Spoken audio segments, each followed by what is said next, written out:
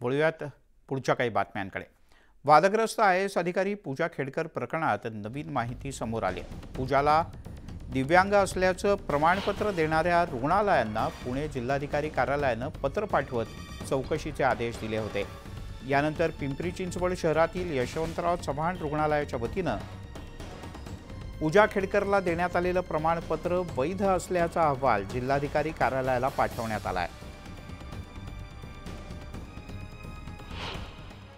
त्या अहवालाच्या अंती असं एक निदर्शनास आलं की या प्रकारामध्ये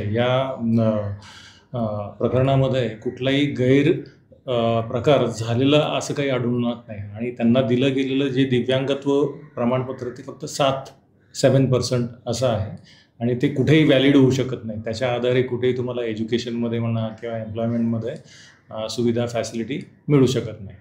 माझं जे काही स्वतःचं असेसमेंट आहे त्याच्यामध्ये तरी कुठेही कुणावर आपल्याला कुणालाही दोष देता येईल।